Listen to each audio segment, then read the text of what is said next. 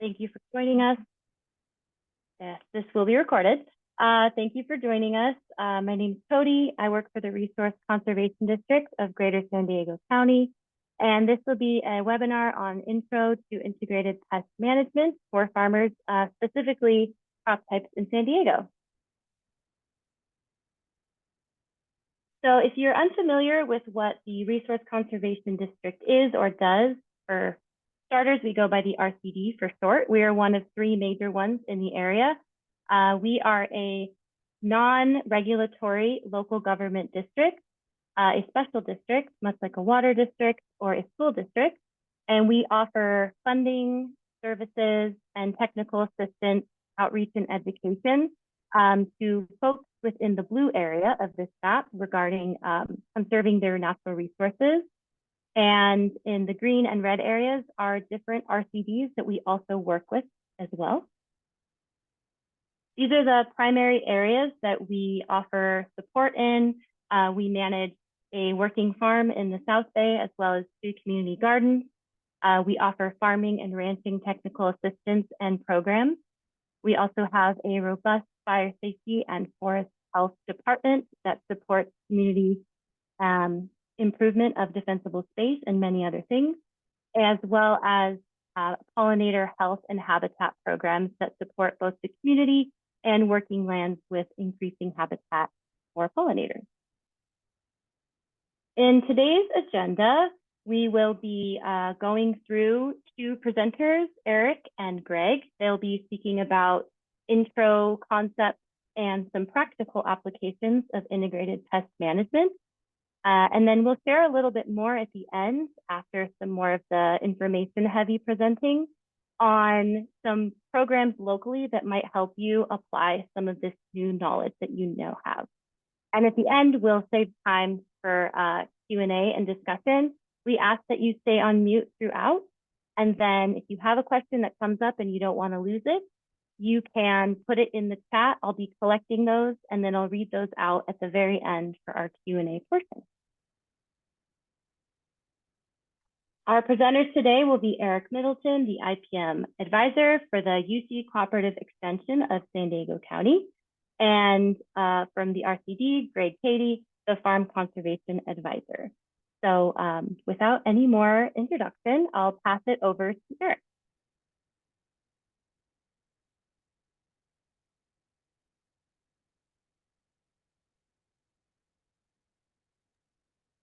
Perfect. All right.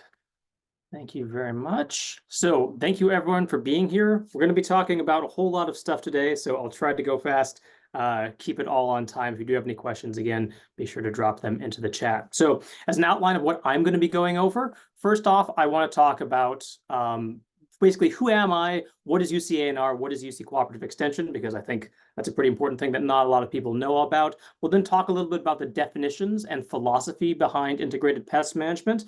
And then we'll really get sort of into the meat of the presentation, which is going through the different examples of IPM techniques and also the IPM pyramid, which is a good framework for how to view integrated pest management. Then we'll finish up with some resources that you can all use. And basically the goal of all of this is to provide you with a framework for managing any different type of pest that you might happen to encounter. So we'll go over lots of specifics, but also you should get a basic framework for how to approach basically any pest that you might run into. So starting off, who am I? What is UC-ANR? And what is UC Cooperative Extension? Well, first off, UC-ANR, we're the extension branch of the UC system. So we translate research that's being done at the University of California and across universities all around the world into usable information for farmers, industry professionals, government, and members of the public. And then we take that and we provide trainings, we put on workshops, we'll visit farms, provide pest treatment information, all kinds of different things like that. So basically any kind of technical help that you might need on pest management, irrigation, selecting different plant types, how to grow these things, that's what we're here for. We can provide that information to you. Again, we're funded by taxpayer dollars. We work with the university, so all of this is free to you. And then additionally, because there's lots of questions that we still don't have answers to, we also conduct applied research. So if there's something that's there's a need for how to manage pests or do other things like that, we then also conduct the actual research on how to best deal with whatever problems you might encounter. For me specifically, I'm an integrated pest management advisor with a focus on arthropod pest management, and I cover San Diego Orange, and Los Angeles counties, although I'm based here in San Diego and most of my work takes place in San Diego. I do things like identifying pests, provide different information on how to manage those different pests, do trainings kind of like this one, seminars and workshops on specific pests, how to manage them, answer all different kinds of questions. It really runs the gamut. If you have any different pest issues, then hopefully I can help out with that. Additionally, I conduct pest management research if the need is there for various things you might run into. So if there's something that you really have trouble managing and that a lot of other people do, let me know, and maybe we can try to figure out how best to do that, even if nobody else knows how to manage it. Okay, for my background, I'm an entomologist by training. I work on pests in a variety of different areas, in ornamentals, in the landscapes, so like, in people's yards and the landscaping for different businesses and stuff like that. And of course, in food crops here in San Diego County. Now, with that in mind, most of the examples in this presentation are going to be insect pests because that's what my background is in. However, these principles do apply across all different pest types, from weeds, other invertebrates, pathogens, and also vertebrates.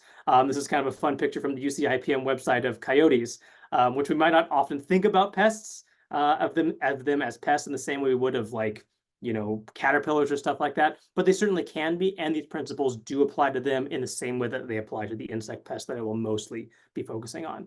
Okay, let's talk a little bit about the definitions and philosophy of integrated pest management, because I think this really helps us understand what IPM or integrated pest management actually is, because there's a lot of different definitions that are out there. And it's kind of useful because Gregg will talk after me and sort of give you another perspective on what IPM is.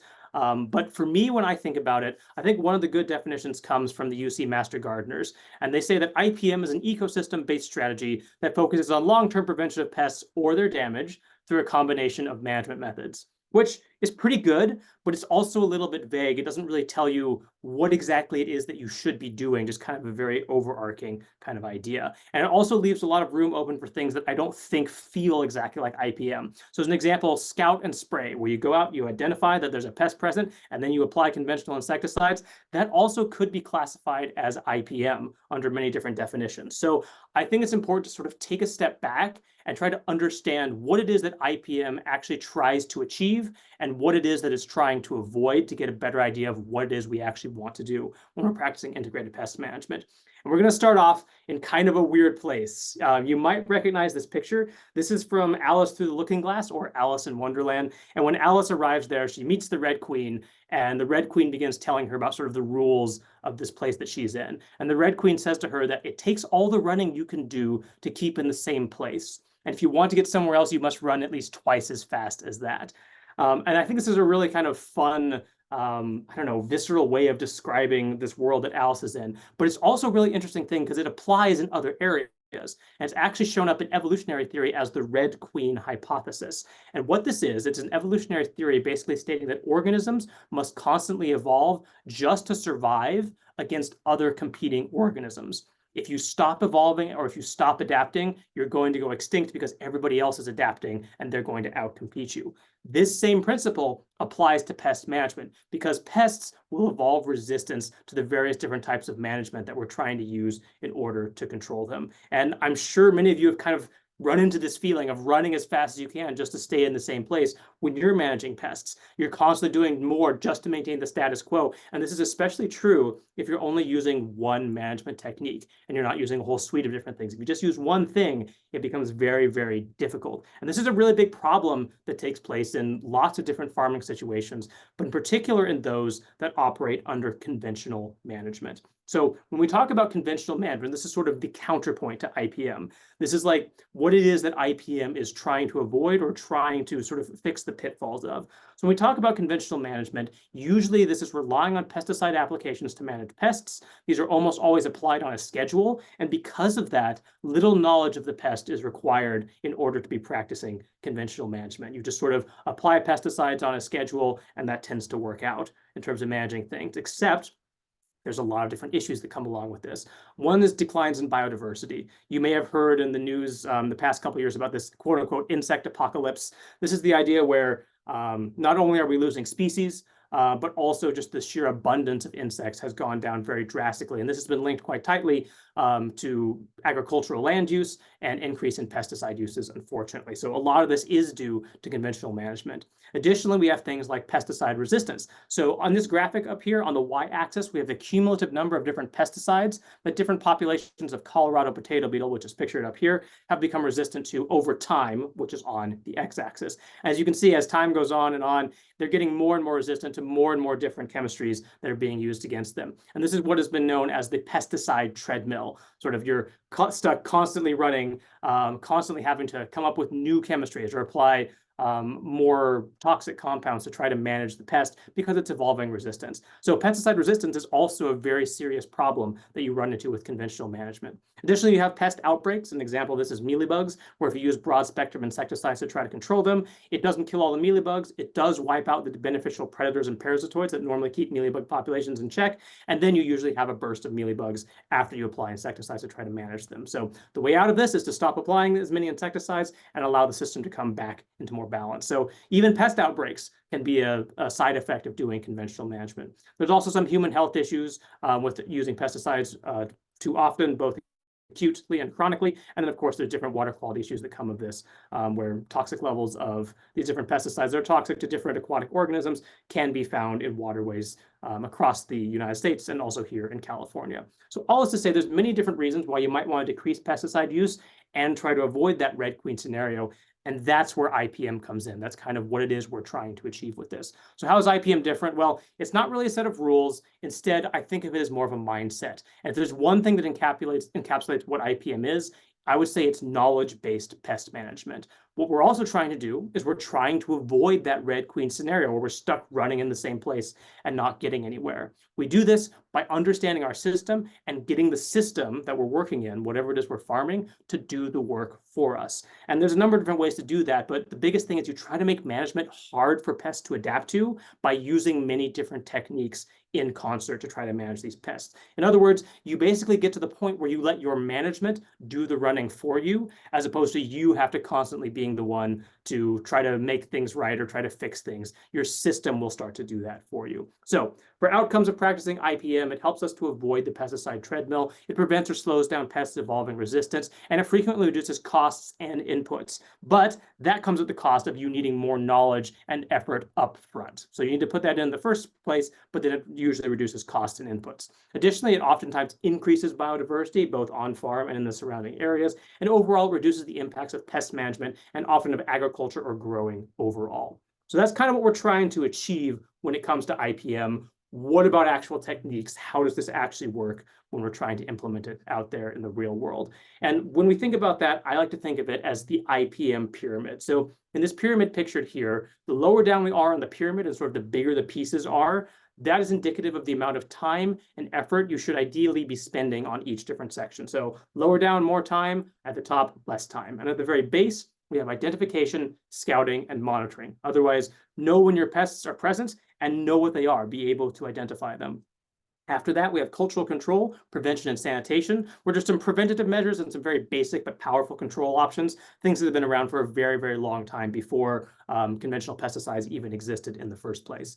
Whoops, wrong way. Then we have biological control, which is using beneficial organisms, both passively and actively, to try to manage these pests. And then finally, up at the top, we do have chemical control, because pesticides are a part of integrated pest management as well. And then one thing I like to add, sort of overarching the top of all of this, is trying to change your perspective, because ultimately I think that's actually quite important to getting good pest management, is changing how you view the system and changing how you view managing pests in the first place. So let's go into each one of these one at a time. Let's start with identification, scouting, and monitoring. And at the very core is pest identification, because if you don't know what's causing the problem, it's going to be much harder for you to manage it. You could be applying ineffective treatment, or you may even be harming beneficial insects. And as an example, this picture over here of the insect is a lacewing, which is a beneficial insect, but is one that I often will hear people ask about, where they go, what is this strange pest that I found in my garden or in my field? Well, that's actually a beneficial organism. It's a lacewing. It's a really good predator to have around. So you certainly don't want to be applying treatment if you go out and you find one of these out in the field. Other than that, you need to be able to identify pests once you actually see them, but you also want to be able to identify them, at least roughly, by the type of damage they cause. So if you see these signs of sucking insects, where they're dying patches, distorted tissue, or sooty mold, you know you can link that back to sucking insects, which tends to be aphids, whiteflies, mealybugs, scales, and in some cases, things like stink bugs. Additionally, if you're out there and you see sort of these signs of chewing damage, where there's holes in leaves or hollowed out sections, you know that's probably from chewing insects, things like caterpillars, beetles, grubs, or not insects, but other things like slugs and snails will leave similar damage. And finally, another sort of option that you might run into is if you're seeing damage from mites or thrips, like I say on the underside of this avocado leaf, where there's dying patches or distorted tissues or things like that, but without the sooty mold. Oftentimes that's caused by spider mites, areophid mites, or things like thrips. So being able to also relate general pest categories to the type of damage you see is also a really important part of pest ID. But once you've identified the pest, you also just need to be going there and monitoring and scouting. How do you do that and what does it mean? Basically, monitoring and scouting is where you go out, you check your plants, you see if pests are present, and you keep notes on how many there are. Very, very simple, very basic, but extremely important. So as an example, let's say you had a grape vineyard, right? And you wanted to go out and you were scouting and monitoring in there. Well, you do something like divide the vineyard into quadrants, so into 4 different sections. In each one of the sections, you would randomly select 5 vines, say a few vines in from the end of the row. And in each of those 5 vines, in each of those 4 quadrants, you look for mealybugs, leafhoppers, and mites on each one.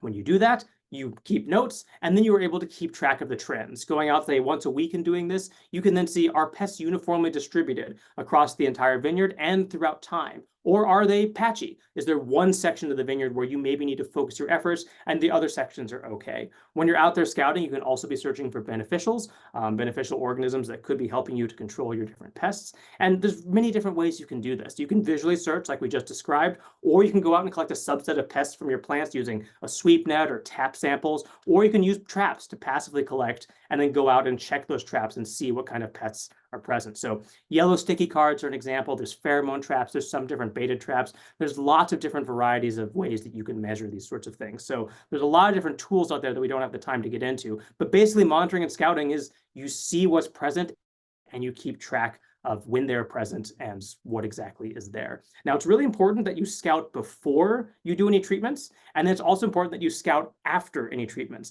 And that also helps you to know, is the pest management that I'm implementing actually working and helping to reduce pest populations? And the really important thing about scouting beforehand is it lets you establish what is known as thresholds. So thresholds are sort of an interesting concept, a little bit complicated. We'll spend a little bit of time on this. It's usually used in the context of pesticides, but basically it's looking at this graph. The idea of thresholds is that you have the number of pests on the y-axis, and then you have on the x-axis time. And you can see sort of the pest population growing as time goes on until at the very top, you would reach the economic injury level. And the economic injury level is basically the point where pests are truly damaging your crop, your plants, or ultimately any profit that you're trying to make. So this is where the pests are actually hurting you. And then just below that, when the pest populations are a little bit lower than that point, we have the economic threshold. And the economic threshold is the point where you implement control to avoid reaching that economic injury level. So that's when you try to treat stuff to make the pest population drop off so you don't reach the point where you're actually being harmed by these pests, where it's actually hurting your bottom line. So again, you treat at the economic threshold when pest populations are a little lower to avoid real damage to your crop at the economic injury level. And as you can understand, monitoring is absolutely necessary in order to use this tool because you need to know what the pest population is like over time, and you also need to know at what point the pest population is actually causing you damage. So in some situations, there's actual numbers for this, where when you see X number of insects out in your crop, that's when you treat, and it's a known thing. In other cases, it's not as well known. And because of that, I think the really big takeaway from this is that you don't need to intervene just because pests are present in your crop. Instead, you should intervene only when necessary to avoid real damage to your crop. And that's kind of the biggest takeaway from all of this, is that you don't want to just like treat just because something is present. Instead, know your system well enough to know at what point it is that you actually need to start managing those pests in order to avoid having any actual damage from it. So that's the general idea of the threshold. And ultimately, that's one of the big things you want to be doing with scouting and monitoring, is figuring out when exactly it is you should be treating or trying to manage these pests. Okay, so that's identification, scouting, and monitoring. Let's move now onto cultural control, prevention, and sanitation. And within this, it's kind of an important thing to note that there's a lot of different terms that can be used in this section that you might hear other people use. They'll say cultural control, physical control, mechanical control, environmental control.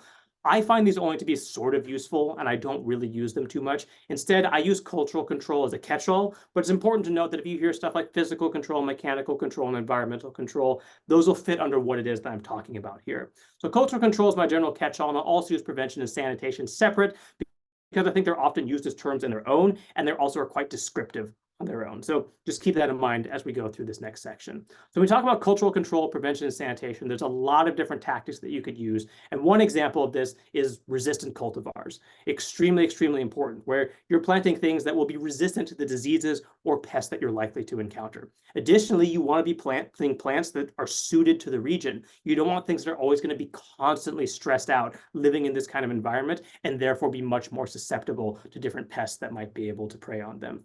You also, on the sanitation side of things, you want to remove infested material or alternative hosts, both of which could be harboring pest populations that can then move onto your crop and start causing damage. So again, very basic things, but extremely important to do and very, very valuable when it comes to managing different pests. You can also physically destroy these different pests by tilling or hoeing, like you can see in the background. This would also count as if you go out to your crop and physically pick off, say, beetles that are feeding on it and crush them. That would also be another way of physically destroying pests. Mulches can be a very effective way to manage different pests, like, say, weeds. And there's also different types of mulches.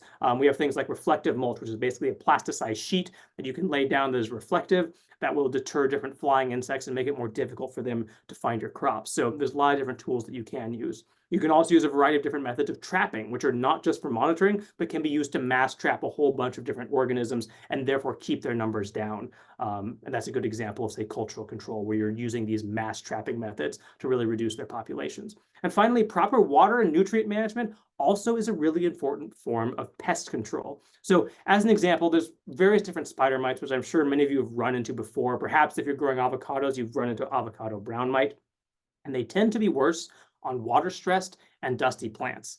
Therefore, if you properly irrigate your plants, if you also make sure they keep dust-free, all of this is going to help you really reduce the number of mites that are on them, and therefore you don't need to use other control methods to manage the mites nearly as frequently. So when we're using cultural control, prevention, and sanitation, just keep in mind this should be one of your primary tools, especially at the start. And the reason for this is that they're almost all preventative. And an ounce of prevention is greater than a pound of cure. It's always better to try to hit things early on as opposed to deal with a problem later on once things are already established. And a good example of this is, say, controlling Phytophthora root rot in avocado, which a lot of the different things you're going to be doing for this are actually cultural control. And that's certainly one of the best ways to be managing this disease, which can be quite annoying for you. So first and foremost, make sure you're buying resistant rootstock.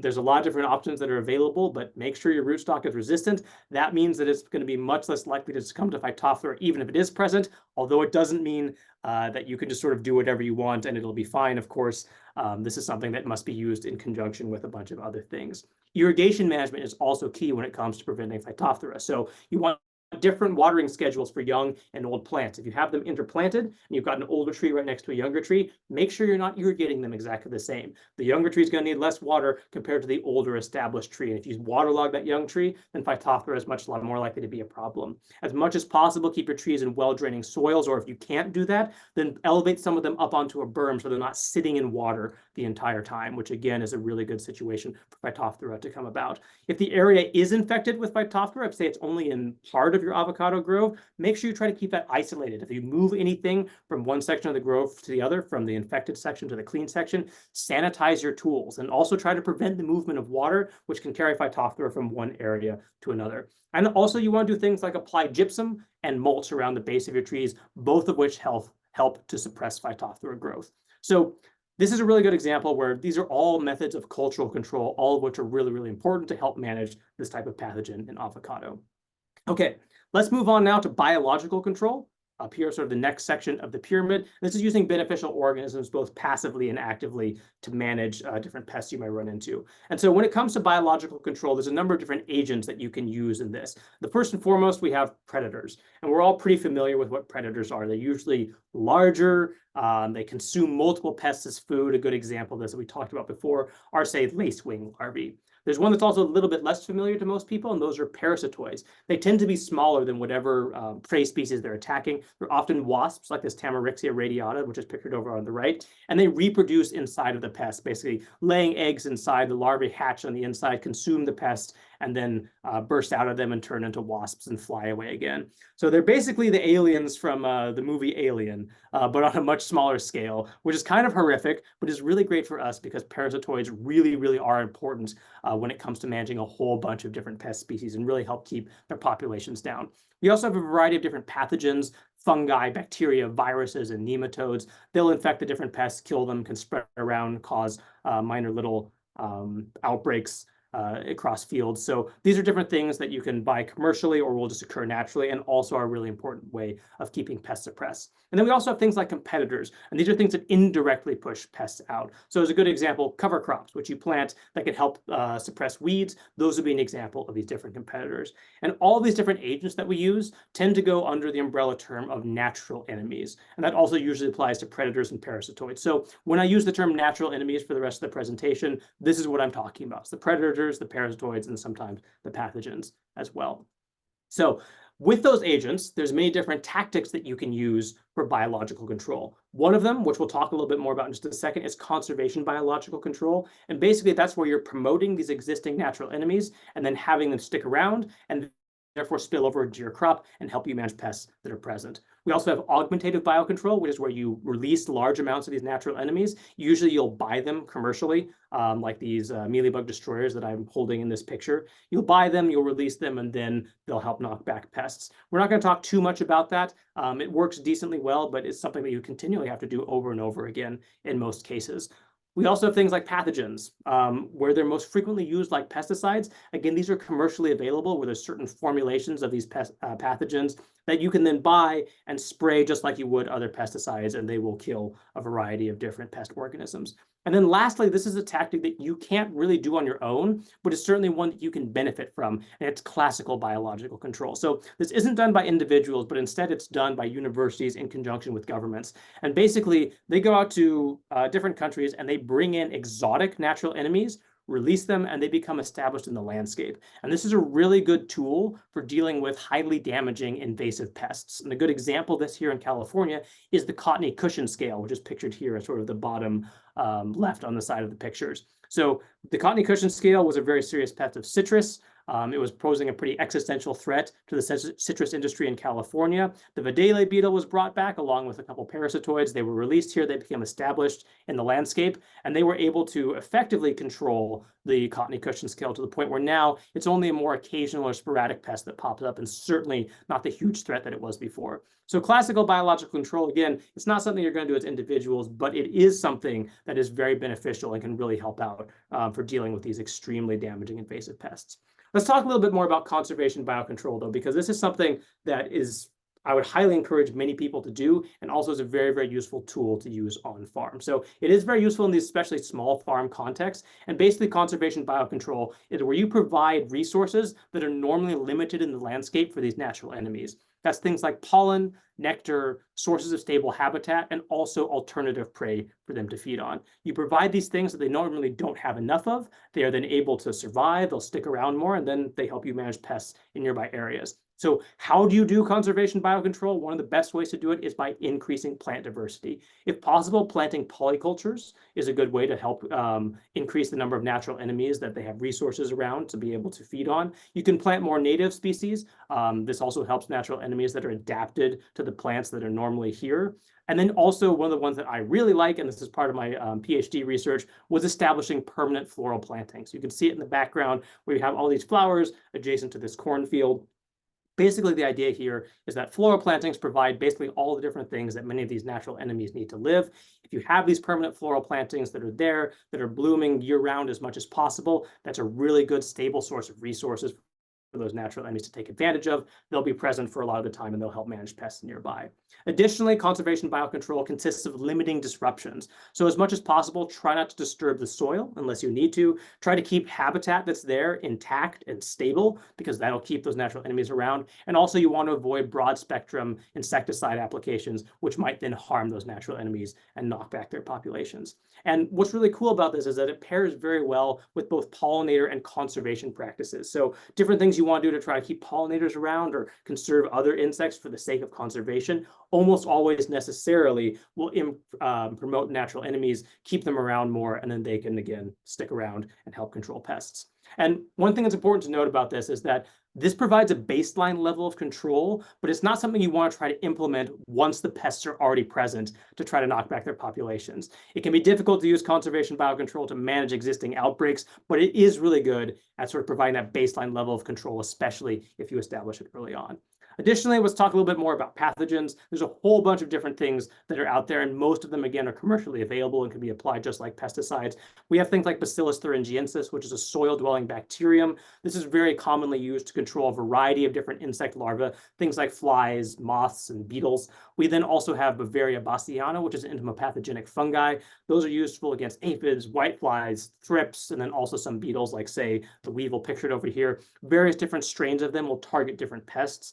Again, all this is commercially available. You can buy them for specific ones for specific pests. So read the label, check a look at those. They're all really good options, though, and can work quite well. We then finally have the nematodes. There's two different families, Heterohabitidae and Sternonematidae, which tend to be the most commonly sold. They tend to target soil-dwelling pests, things like fungus gnats, weevils, or thrips. So these are all really good options to potentially look into when it comes to managing different pests. One thing to note about them is that pests can potentially develop resistance to them in the same way they can develop resistance to insecticides if these are the only things you use. So don't think of them as like, it's natural and therefore I can avoid the Red Queen scenario by just applying these. No, you still need to use a suite of different techniques. There is no one sort of silver bullet for them, but these are very important tools that fall under the category of biological control that you can also use. Okay, last part of the pyramid is chemical control, because yes, pesticides are a part of integrated pest management too. There's just a lot of misconceptions around them when it comes to IPM, because IPM does involve the use of pesticides. They're used wisely though, and not as the first resort. And additionally, we use them in combination with other different techniques. And to do that, you carefully select the best pesticides for the job, usually the ones that have the fewest impacts on other non-target organisms, the things you're not specifically trying to kill with the pesticide. So yes, IPM does involve the use of pesticides, but it also isn't just scout and spray. That's a very important thing to keep in mind. Don't just go, okay, I've gone out, I've checked if things are present, now I can apply pesticides, I'm doing IPM. No, not really, because pesticides shouldn't be your only tool, and they should almost never be the first tool that you use. When you are using pesticides, keep the thresholds in mind. Keep all this in mind when you're considering pesticide use, and really don't treat unless you are at that economic threshold, the point where you need to actually implement control to keep the pests from damaging your crops, etc. So that's really, really important to consider, especially when you're using pesticides. So when we think about pesticides and IPM, though, there are a number of situations where it really does make sense to use them. And a good example of this is when there's potentially invasive species present, where they're not already established in the landscape, and we really don't want them to become established. In these cases, to prevent establishment, we basically need to kill everything. And so in the example of, say, invasive fruit flies, like the oriental fruit fly, which is a problem right now in Riverside and San Bernardino counties, these are things that you really do want to use insecticides for, to basically wipe all of them out. So in situations like that, it would make sense to be using pesticides to try to really kill everything off. Another example is when pest thresholds are quite low, when potentially those pest vector diseases are very highly damaging. And a good example of this is Asian citrus psyllid, where the main way that a lot of people manage them is still with insecticides, because it can vector citrus greening disease, which is extremely problematic, extremely damaging disease. There are other ways to manage them. We'll talk about that at the very end, but this is definitely a situation where, as part of IPM, you will be using pesticides to manage things like Asian citrus psyllid. There's also situations where other control options are ineffective. For things like agave weevil, there's really not a lot of good control options that are out there other than prophylactic insecticide treatments. So that's also a situation where pesticides could be used. And finally, there's sometimes where pesticides simply are the less intrusive method. So as an example of ant control, which we will also talk a little bit more about later, you apply pesticides and in forms of baits. The ants then take them back to their home, die off, and it ends up being a way less intrusive and way more targeted form of control than just about anything else that you might use to try to deal with the ants. So pesticides certainly are used in integrated pest management. When you are selecting pesticides to use, there are a number of different things to consider. One is potentially if you want to use organic insecticides. And this is something, of course, if you are an organic grower, you're going to want to be doing this. But even if you aren't, it's maybe something to consider. The thing to remember about that is that just because something is organic, all it means is that it's derived from a natural source. It doesn't mean it can't harm you, and it doesn't mean it can't harm the environment. Oftentimes, they are a little bit safer for both you and the environment, but this is certainly not a hard rule. And especially when it comes to things like, say, organic herbicides, that is definitely not a hard rule. And oftentimes, they actually are more acutely dangerous to applicators. So that is something you should consider. Do I want to be using organic or not? But more importantly, usually you want to think about things like selectivity. And that is what different organisms are affected by this pesticide. And it's really important to note, does it affect the correct pest or life stage of the pest? So if you see a bunch of, say, moths flying around and you're worried about those, make sure whatever it is you're applying will actually target the caterpillars, which are the damaging life stage, as opposed to trying to kill the moths themselves. And you also want to be thinking about non-target organisms, things like pollinators or those other beneficial organisms. Are they going to be affected by the pesticide you're using? You also want to think about persistence. How long does that pesticide stay around? Either long or short persistence can be good. Oftentimes short persistence is a little better, but it really does vary by situation. It's something you definitely need to think about. So understanding all this is really key when you're using pesticides. Overall in IPM, it's usually better to use very selective pesticides and some with a shorter persistence. But again, it really does vary by exact situation. So these are all important things you need to consider when selecting the pesticide you want to use. Finally, you can combine chemical control with other control options. You definitely should be doing that. And it is something you can actually combine with biological control. They can be compatible if things are done correctly. This is especially true of some of those quote unquote softer pesticides, which tend to have a shorter residual and tend to be more selective and less harmful to beneficials. Here's a good chart that shows a number of different sort of groups of insecticides and how directly toxic they are to parasites and predators and how residually toxic they are to parasites and predators. And generally speaking, these ones higher up tend to be a little bit better. Those microbials, the botanicals, some of the oils, soaps, those tend to be the better ones. But even when using those, they are less harmful to beneficial organisms. Timing is absolutely key because many of them still will be directly toxic to various beneficial predators. So do keep that in mind. And also note, this is a good example to say that organic isn't always better. Spinosad is oftentimes an organic ingredient in pesticides. It can harm syrphid flies, which are beneficial organisms that can help feed on things like Asian citrus psyllid. So again, just because it's organic doesn't mean it isn't going to harm or hurt your different parasites or predators that you're working with. Okay.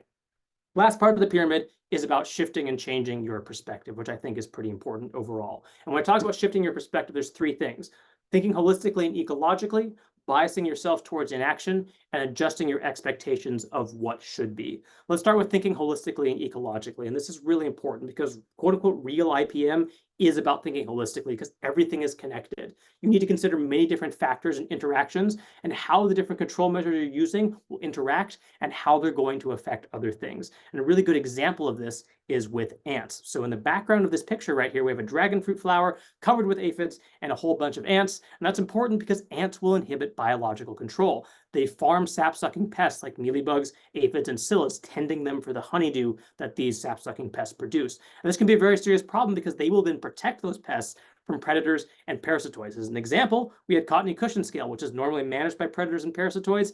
It can be protected by these ants and start to become a problem on citrus if ants are present. So understand the system, think ecologically and holistically. In order to enable biological control, we need to use chemical control. So by putting out ant baits, this is a type of chemical control that then enhances and enables biological control by getting rid of the ants. So knowledge and thinking holistically really does equal effective pest control. And it's a very important thing to keep in mind.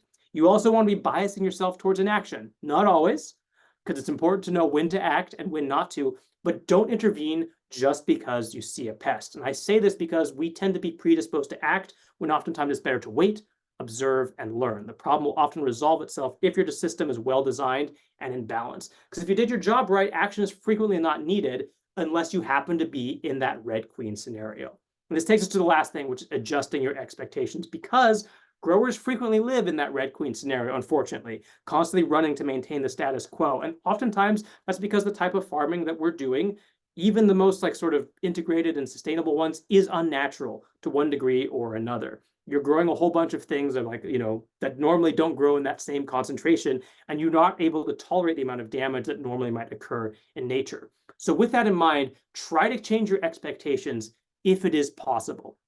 Try to accept some damage, let a little bit more disorder come in, and try to let your system balance itself a little bit more, as much as you are able to, because fundamentally that is quite important to sustainable integrated pest management. As an example, we have things like citrus rust mite or avocado thrips, which can scar the outside of fruits but leave the inside relatively intact. You can spend a lot of time and money managing these, and the market may demand that they are be managed, but if we could shift our perspective, the fruits inside are actually fine. And therefore, if you didn't have to have this sort of expectation of having your fruit look all perfect, then we wouldn't have to spend all this time managing these different pests. So as much as possible, if you can change your expectations or change the expectations of whoever it is you're selling these things to, this can be very beneficial and important to sustainable pest management.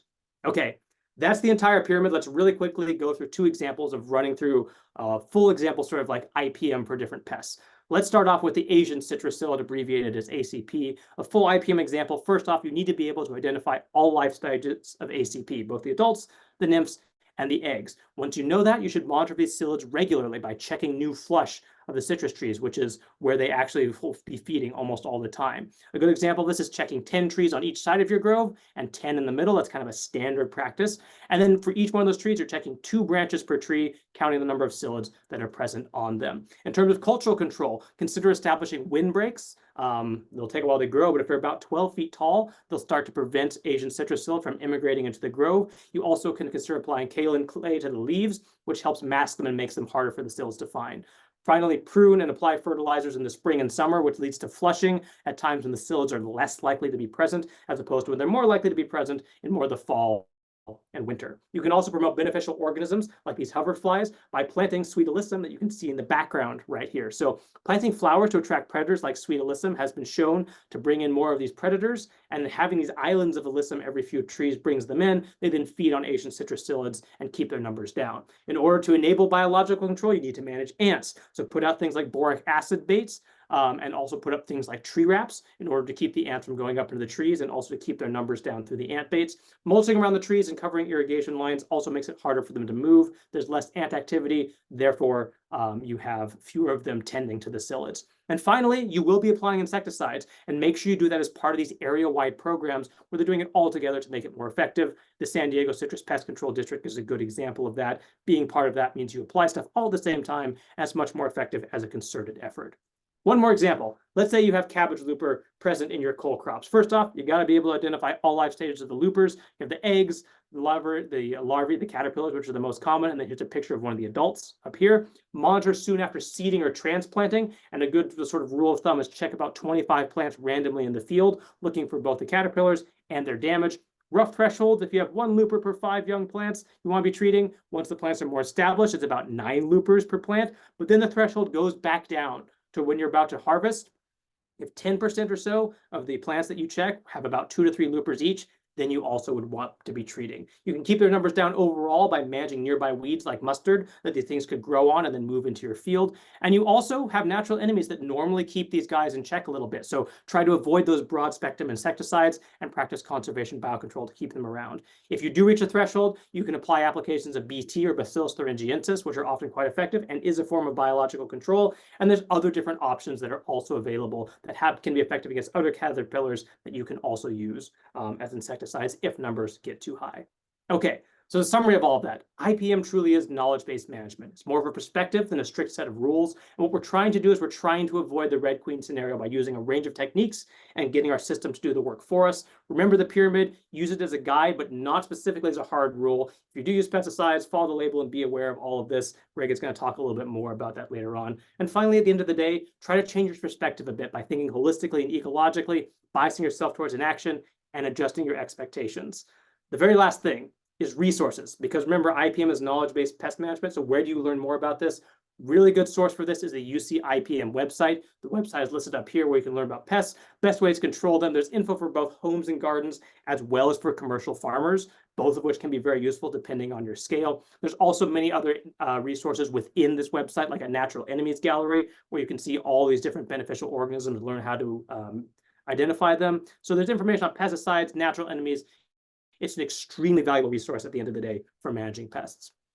And with that, I will turn it over to Greg. I know we're going to have questions at the end, but if you do want to reach me, my name, my email is down here. I'd be more than happy to field any questions that we don't have to get into today. Or if you have any issues, stuff like that, feel free to reach out to me. And with that, I'll turn it over to Greg. All right. Thanks, Eric. That was great. So many good things. I'm going to touch on a few things that Eric spoke about as well. I'll pull up my screen here. Let's see. This should be it. Okay. Yeah, so really good resources too. I've been working with pests for a few years. A little background from myself. Gregg, Cady. I'm my job title is a farm conservation advisor with the Resource Conservation District. In that role, I help farms with on-farm conservation practices. I'll talk more. We have a grant. We're primarily grant funded. We have a couple grants right now writing carbon farm plans for farms and also writing IPM plans. Talk more about the end. Today, I'm going to talk about a few things here. I wonder if I'm seeing the screen right here. Let's see here.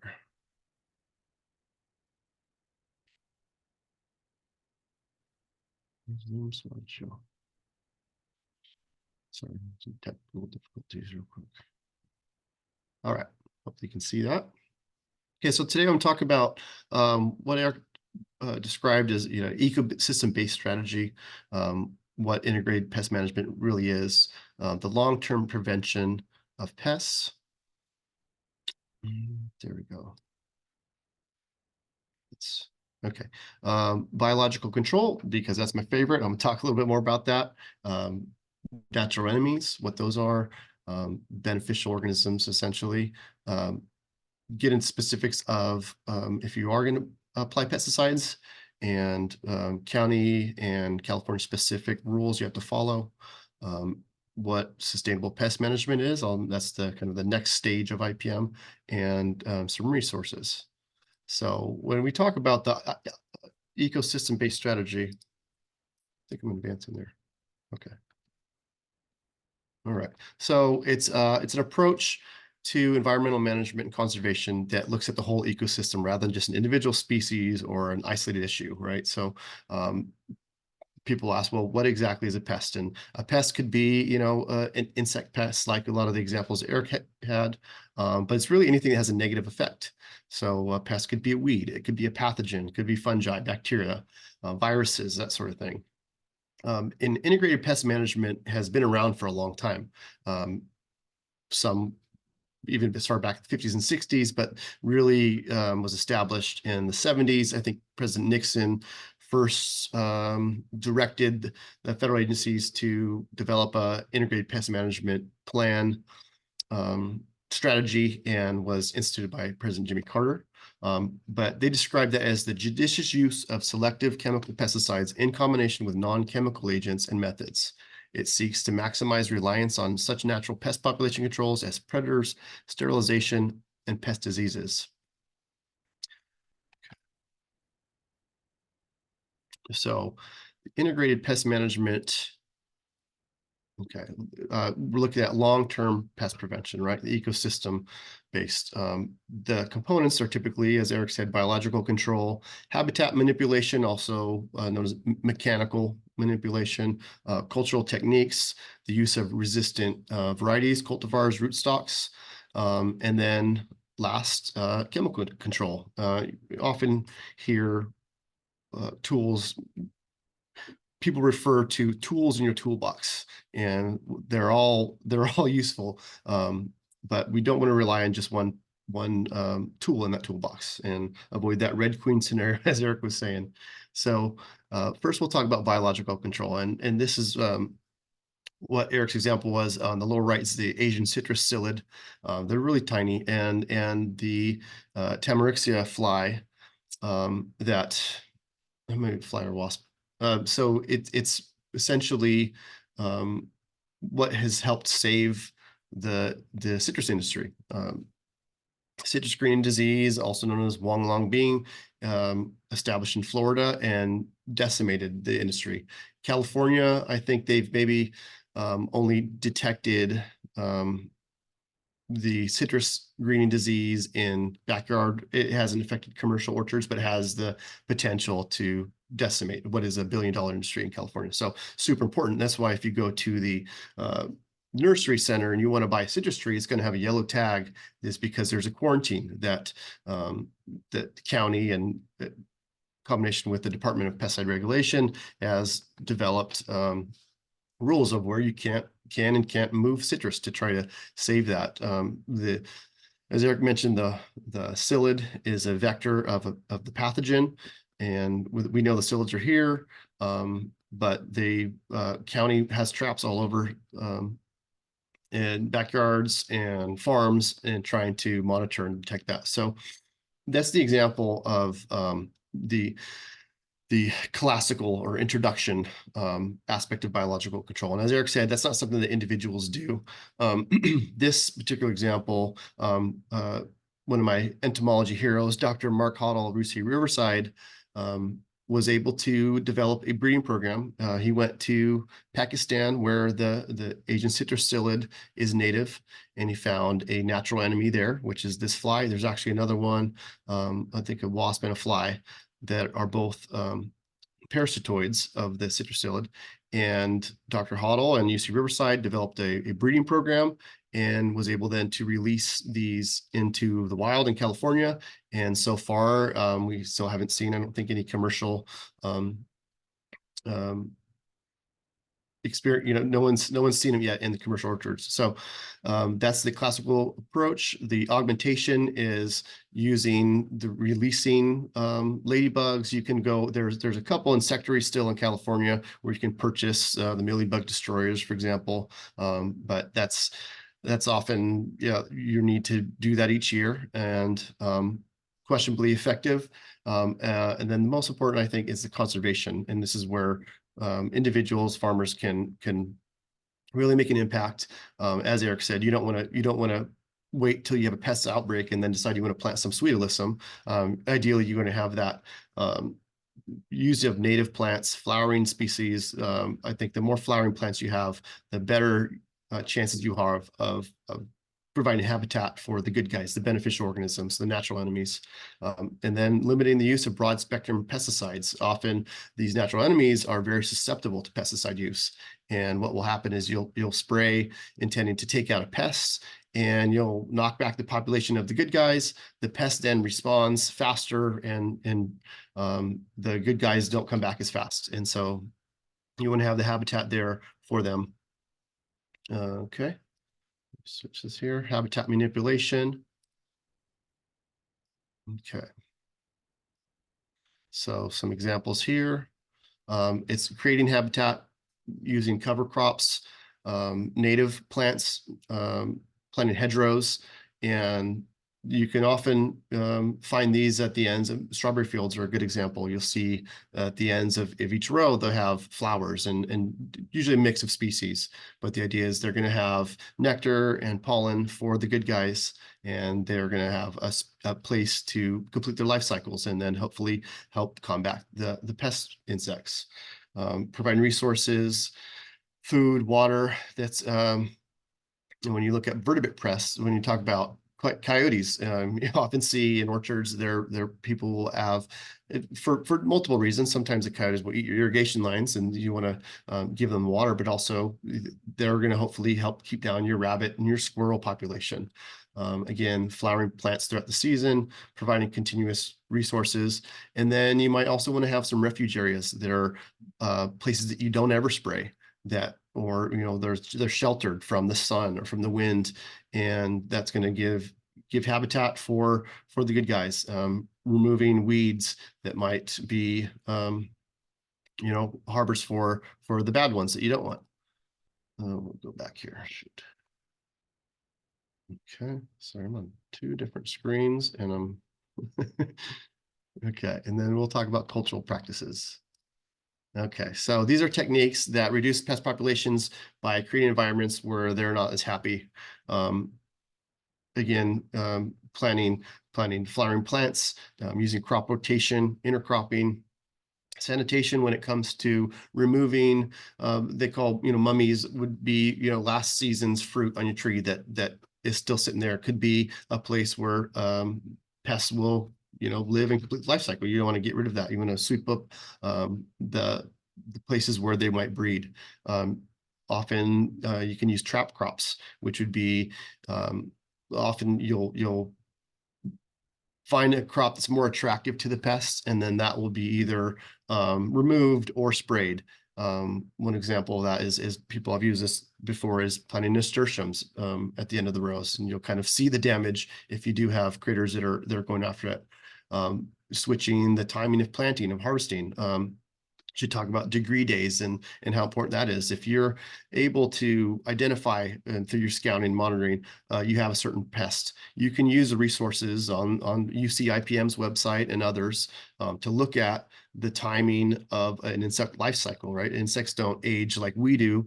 Their growth and development is based on the number of hours, and you can track that by accumulated heat in degree days or degree hours, and you take the high and low temperatures for the day, divide it by 2, and it will tell you essentially this particular pest will need 400 degree hours to complete their life cycle. So you can adjust the timing of your the tools you use to target that stage of development where the pest is most susceptible. You want to adjust sometimes pruning. You want to with certain crops, you want that airflow. If you don't have adequate airflow, you might have habitat for pests to build up. So changing the density, the spacing, and then using your pruning techniques. Intercropping is, again, planting different crops in proximity to each other that can confuse the pests. The trap crops, you may be luring them away. And the plant density is just, again, reducing that habitat. Next, we'll talk about resistant varieties. So this is using rootstocks, as Eric mentioned, with the Phytophthora and avocado. There's certain avocado rootstocks that are going to be a lot more resistant to that disease. In this example here, this is kind of a neat, if you want to go down a rabbit hole, this is a aphid-related pest called phylloxera. And this was something that in the 1870s, 1880s, almost completely destroyed the European wine industry. I said anywhere between 2/3 and 9/10 of all European vineyards were destroyed. And through American entomologists and partnership with the Europeans, the rootstocks, the Native American grape rootstocks had a natural resistance to phylloxera, and phylloxera is like aphids, a sucking insect, and for whatever reason the American rootstocks were able to, they produced a sap when they were fed on, and they were just resistant in ways that the European rootstocks weren't. So they were actually able to import American rootstocks to Europe, and that's why we have these great French wines still, and could have really changed without that entomological approach, could have changed what wines we have in the world today. So the resistant varieties are bred. Usually it takes a breeding program, which could take 10 to 20 years to develop it.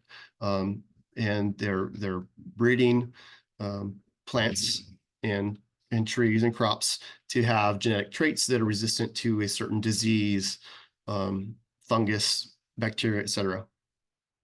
Okay. And so now I like pictures, and these are a lot of the beneficials you've seen so far. Convergent lady beetles, ladybugs, the larva is right next to that.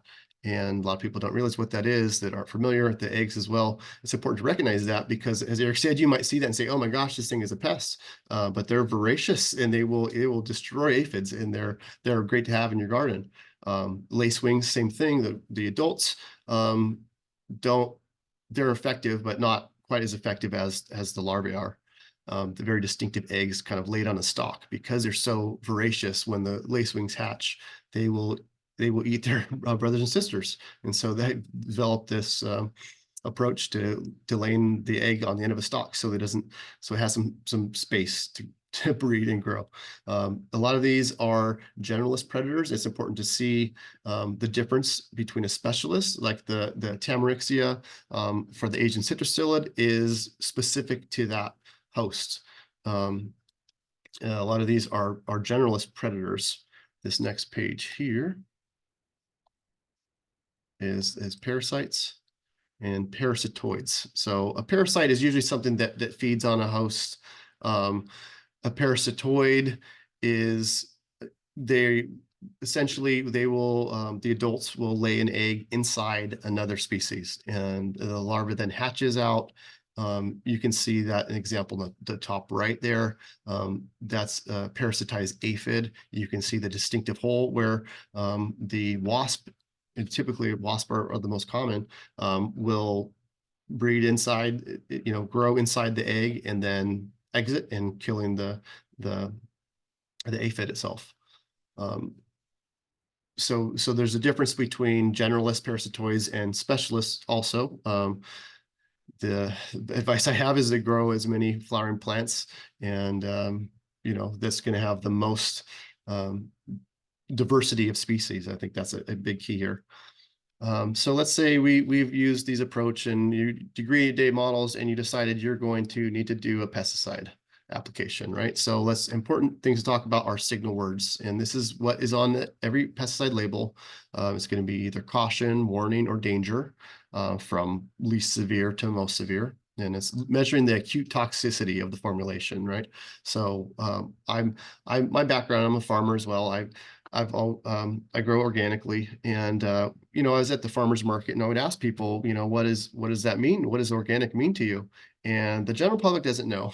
They think organic means you don't spray anything at all, which is absolutely not true. I mean, there are certain operations that choose to forego all chemical pesticides, synthetic or natural. But for the most case, it just means it's a naturally derived pesticide. So one example is pyrethrins. It comes from chrysanthemums, and a lot of people think, well, it's naturally derived, it's going to be safer. Well, as Eric said, that's not always the case. Often, but not always. So sometimes we have these naturally derived chemicals, neem, pyrethrins, and we know they work because they kill the bugs, but we don't exactly know why they work, which to me, usually all of the synthetic pesticides they're developed by the major chemical companies. It takes years of research, and they know the killing, the mode of action, they call it, the killing power, how that works. So for one is we talked about Bt a little bit earlier, and Bt is Bacillus thuringiensis. It's a bacteria that lives in the soil naturally. What it is, its killing power is it transforms proteins inside of an insect, and so it's actually something that doesn't affect mammals. So it's safe for humans to use Bt, but you have to kind of know what the killing power is. And usually the signal words, it's measuring, how dangerous is it if you were to ingest, a danger signal word on a pesticide means that if you drink, a teaspoon of it, it will kill you, generally. So a lot of these pesticide trainings I go through, they're always talking about the label is the law. And that's very important to know. If you're going to use any chemical, you need to follow the label. And most labels, all labels for pesticides will tell you the specific species that it's made for, and you're not allowed to use it for anything else. So if you want to apply a pesticide based on this certain pest, that's your target, it needs a say-so on the label. And you need to follow the rules on the label, because that's where I'll talk about in a minute, the Department of Pesticide Regulation and the county ag weights and measures, they do inspections, and it's for public safety and health.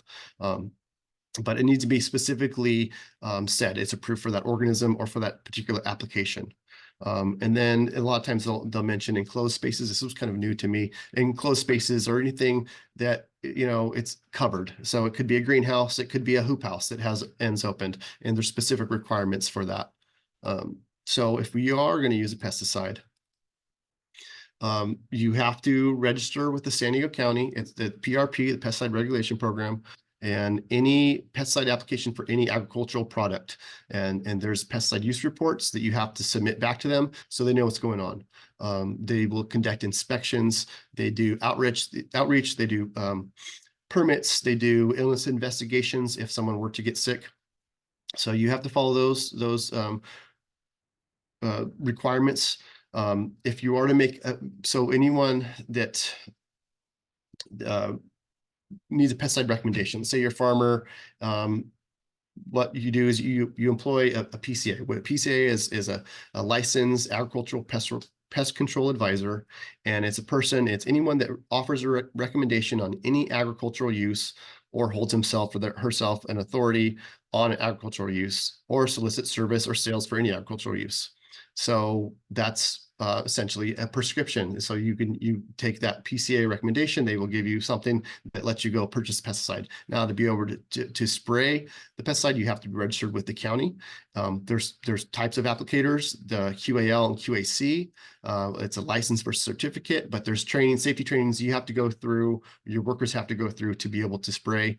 There are specific requirements for owner operators. If you're spraying your own farm and you're the owner, that is allowed, but you still have to follow the requirements. And then there is through the website, anybody that's a beekeeper has to register their bees, their hives, and there's the program called Beware that tells a PCA if there's any pesticide use of any blossoming plants within a mile of the operation. So the beekeepers register. So you go to the Beware website to make sure that you're not spraying because you don't want to poison the bees. And then we'll talk about personal protective equipment. Now, this goes really above and beyond what it says in the label. This is California specific, additional to what the label will say. Often the label will say you need to have this, a respirator and gloves and coveralls, that sort of thing. But in California, you have to wear gloves that are 14 mil thick, barrier laminate or polypropylene. There are rules if you need to use manual dexterity, if you need to mix and wear more disposable gloves, you can only wear those for up to 15 minutes and then you have to dispose them. You can't wear leather gloves unless you're wearing them over your other gloves, and then they have to be kind of relegated to that use specifically because they could be contaminated. Protective eyewear is important. It's the ANSI Z787.1. It says it on all, your lab goggles, and then there's requirements too. If you wear prescription glasses, you have to wear goggles that cover that, and it's about covering the sides, and it's for safety. And then additionally for California, if you're using a pesticide that has a danger or warning signal word, you have to wear coveralls, and a lot of organic pesticides have that warning signal word. Okay, so now the future for the next 25 years. So this is a new term you'll hear, sustainable pest management. And it's kind of the evolution of IPM. And so what this is California, the Department of Pesticide Regulation with Cal EPA and let's see, CDFA as taken this approach to be above and beyond IPM, and they're called sustainable pest management. You can read on the screen there, but it's again, it's a whole system approach, but it's also looking at the sustainability pillars from a human perspective, human health, social equity, environmental protection, and economic vitality. And by 2050, they're aiming to adopt this as the new system. And specifically, it's looking at eliminating priority pesticides that are known to be either more dangerous to humans, or there's more of a widespread ecological impact. Okay, so the resources I put on the screen, these are my favorites. The IPM in practice and safe use of pesticides are both UCNR, actually the Pest of the Garden as well. My old professor has a really good biological control book there. And then the UCNR has these really nice pest identification cards. I don't know if you can see that, but these are handy for in the field, and it helps you identify the different life stages and gives you more information. So I would definitely recommend looking at those resources. we'll talk real quick. I think I'm running out of time here about individual help that I'm able to provide through our grant funding through the National Association of Conservation Districts. I'll be helping farmers write what are essentially IPM plans. We'll use the framework from the NRCS, what they call a pest management conservation system, but it's usually it's doing what Eric and I have been talking about today, and they use the PAMS approach, PAMS, which is prevention, avoidance, monitoring, and suppression. So the idea of identifying potential pests, what you do in that case, and I'll put my contact information up next if anyone's interested. We're just starting that out. I haven't actually written any plans yet, but I will soon. And that's all I have. I know Cody is going to talk next a little bit about some other programs, and then we have some time for questions. So I'm going to switch you. I think, Cody, this is your slide there. Yeah, thank you, Greg. Good. I just wanted to, again, echo thank you both for your information and all that you're sharing with everyone online today. I want to offer a program that our RCD, along with some other partners, manage. So in addition to what Eric can support with, as well as Greg, we are really big fans of increasing pollinator habitat with native plants on working lands throughout San Diego. It's a pretty large statewide incentive as well. So as Eric mentioned, one of the tenets of conservation biological control is installing permanent habitat.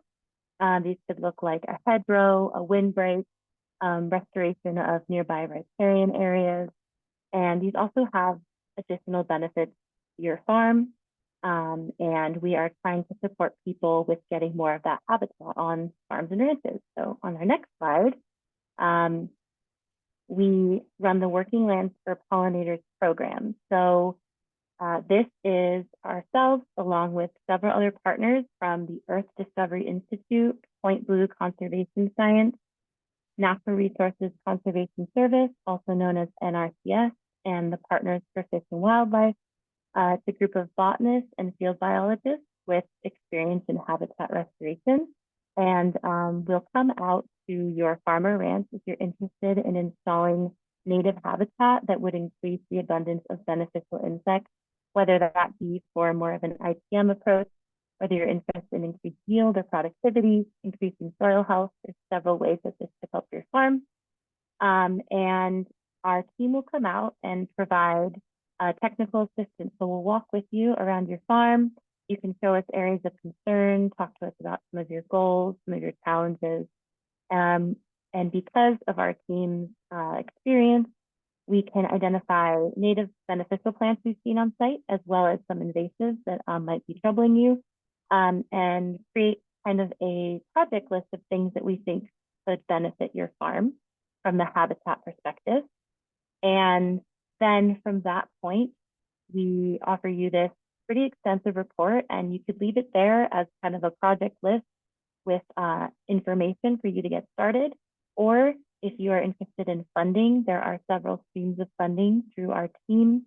We have funding from the Wildlife Conservation Board, as well as through the California Department of Food and Agriculture through their pollinator habitat program that would fund our time to design an installation for you, like a plant palette, or help you with a restoration project, as well as the funding to get those plants in the ground.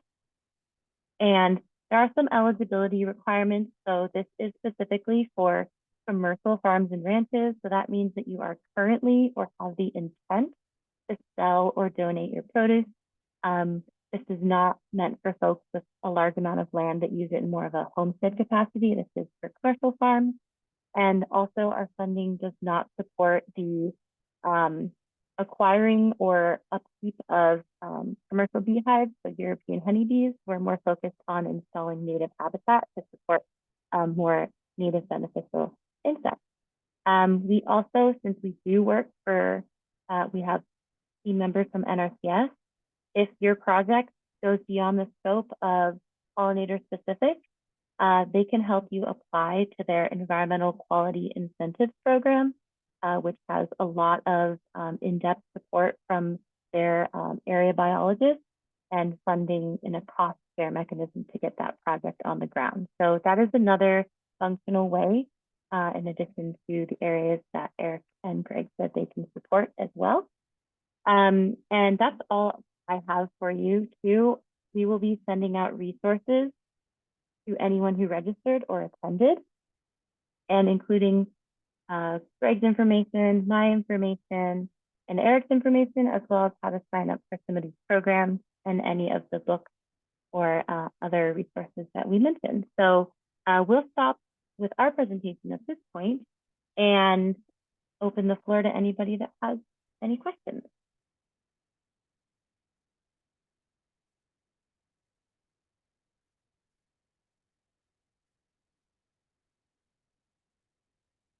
I didn't get any questions in the chat. I think people are pretty engaged in listening. So if there aren't any current questions, we could end 10 minutes early, which I know is always a bonus. People can get back to their days. Again, if you need some time to absorb all of this information and reach back out, I'll be sending both my information, Eric and Greg, so you can reach out individually. And this will also be recorded. So if you need to rewatch and be able to, reference this recording, you can do that as well. Great. Well, if no one has any questions or any chat, I think that we can wrap up today. Cool. Thank you for your time, everyone. Thanks, Greg. Thanks, Eric. And Thanks, again, we are here to support you, so feel free to reach out with any inquiries. Have a good day, everyone.